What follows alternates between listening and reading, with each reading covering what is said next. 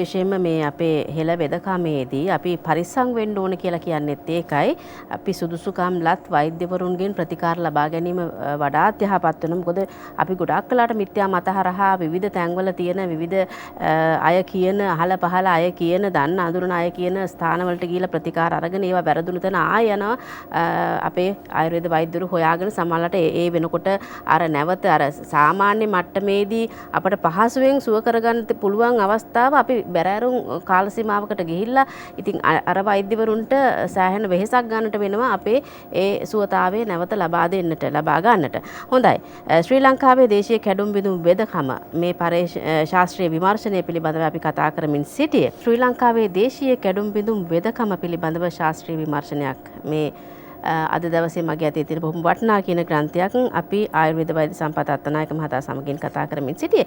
වෛද්‍යතුමනි දැන් මේ කෘතියෙත් එක්ක අන්තර්ගතයේ තියෙන කරුණු කාරණාත් එක්ක මම කතා කරන්න කැමතියි. දැන් ඔය අපේ වෙදකමේදී පාවිච්චි කරන්න අපේ හරි කැමැත්තක් නොදක්වන පැත්තක් තමයි මේ ආහාර පාන. දැන් අපිට කියනවනේ දැන් මෙන්න මේ වගේ අස්ති බිඳුම් වලදී අර එහෙම පරිස්සම් වෙන්න උණු වතුර පාවිච්චි කරන්න කියනවා. එතකොට මේවා මේ වෙලුම් පටි පාවිච්චි කරන විදිහ පතුරු බඳින විදිය දැන් මේවල ටිකක් හරි අකමැති. නමුත් මේවයි ලැබෙන ප්‍රතිඵලත් එක්ක අපි ටිකක් කතා කරමු. දැන් ආහාර පාන උනත් අපිට සමාලාට කියන අපිට ඕන දේවල් ගන්න එපා කියලා කියනවා. ඇත්තටම මේ වසන්ති ඒ කියන්නේ දැන් අපේ කැඩුම් බිඳුම් වෙදකම ගත්තොත් එහෙම කැඩුම් බිඳුම් වෙදකමේදී අපේ විශේෂයෙන්ම දැන් කැල්සියම් ලබා ගන්න ඕන. ඒ වගේම වතුර පානය වැදගත් වෙනවා. ඉතින් කුඩා මාළු වර්ග, පලා වර්ග ගන්න පුළුවන්. ඒ වගේම විශේෂයෙන්ම අපේ දේශීය වෙදකමේ තියෙනවා කැඳ වර්ග. කැඳ වර්ග වලින් ඊටාම අස්ථි වලටම ආවේනික අස්ථි වර්ධනය වේගවත් කරන කැඳ වර්ග රාශියක් තියෙනවා. උදාහරණයක් විදිහට ගත්තොත් එහෙනම් මොන්න කුරුණුඹේ කැඳ, ගොණිකා කොළ කැඳ, ඒ වගේම නවහන්දි, ඒ වගේම අංකෙන්ද දලු, ඒ වගේම තමයි ඒ දේවල් වලට හීනටි හාල් දාලා අමුගුරු සුදුලුණු ඒ වගේම සෙම තියෙන රෝගියෙක් ඉන්නවා නම් කරාමණටි කීපයක් දාලා ඒ වගේ කැඳක් සකලා දෙන්න පුළුවන්. වැඩේ ඒ වගේම තමයි වැදගත්ම දේ තමයි දැන් සමහර කෙනෙක් හිතන්න පුළුවන් කැඳ හොඳයි කිව්වම කැඳ එක දවසක් පානය කරොත් අස්ති හයි වේද කියන වගේ ගැටලුවක් තියෙනවා.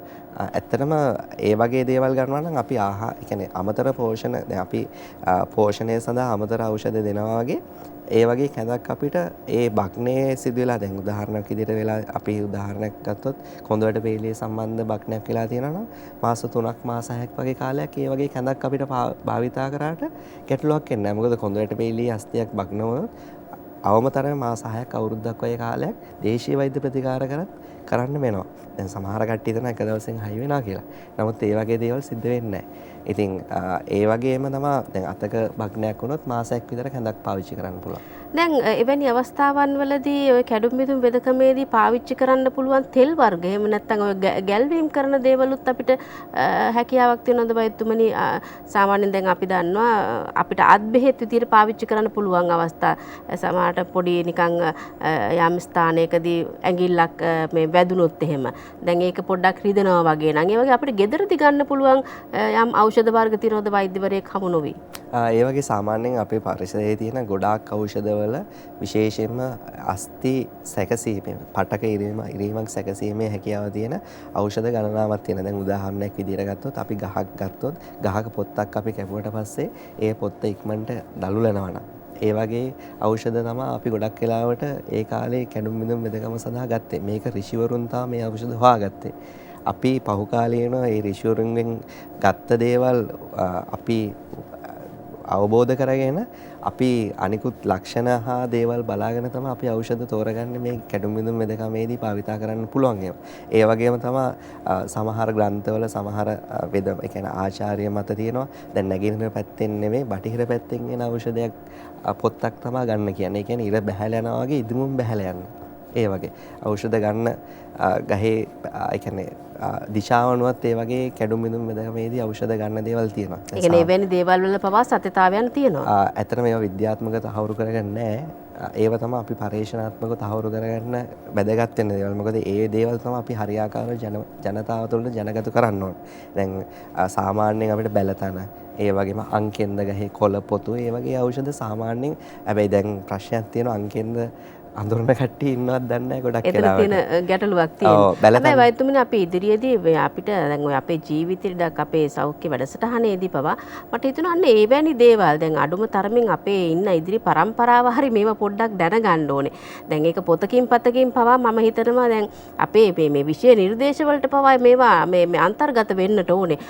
ගහක වර්ගයක් මොකක්ද අඳුනගන්න ඒකේ තියෙන ඵල ප්‍රයෝජන අඳුනගන්න දරුවෙකුට ඉඩ ප්‍රස්තාව ලබා දෙන්න. ඒ කාලේ ගමකට ගියාට පස්සේ ඕන තරම් මේ සමහරට ඒ අවට වැටවල් වල තියෙන දේවල් වලින්ම අපිට ඖෂධ පැලෑටි හොයාගන්න පුළුවන්. අද එහෙම ළමයි අඳුරන්නෙත් නැහැ ඒ ඖෂධ පැලෑටි මොනවද කියලා. ගෙදරක පාවට්ට ගහක් තියෙනවා නම් පාවට්ට කියන්නේ සෙමට හැමදේටම කැඩුම් බිදුම් වෙදකමේදීත් පාවට්ට ගහේ පොත් අරගෙන අපිට පොඩි තැල්මකදී අමු කහ කෑල්ලක් දාලා ඒ ස්ථානයේ බඳින්න පුළුවන්. දැන් අනික විශේෂයෙන්ම අපේ දේශීය වට්ටෝරු ගත්තාම ඒ හැම එකේම තියෙන අමු කහ එකතු කරලා තියෙනවා. අමු කහවල විස බීජ නාශනය කිරීමේ හැකියාව තියෙනවා. එතකොට ඒ තව ශාකයක පොත්තක් හරි කොළත් එක්ක අමු කහක් දාපුවා මේ ස්ථානයේ විෂ බීජ නාශනය වෙලා ඒ අමතරව ඒ කොළ වලින් හරි පොත් වලින් තියෙන ගුණේ වැඩි කරලා ලබා ගන්න පුළුවන් විදිහට තමයි මේ වට්ටෝරු ඒ කාලේ ඉඳන් සැකසීලා තියෙන්නේ. ඉතින් ඒ වගේ දේවල් අපිට පොඩි ඖෂධයක් අපි දැන් උදාහරණයක් විදිහට ගත්තොත් මම හිතන්නේ ලංකාවේ ඉන්න සාමාන්‍යයෙන් දැන් තරුණ පරපුර ගත්තොත් බැලතන කියන්නේ මොකක්ද කියලා මම හිතන්නේ දන්න කට්ටිය අපිට සමීක්ෂණයක් කරොත් හොයාගන්න පුළුවන් ඇත්තටම කොච්චර ප්‍රමාණයක් දන්නවද කියලා.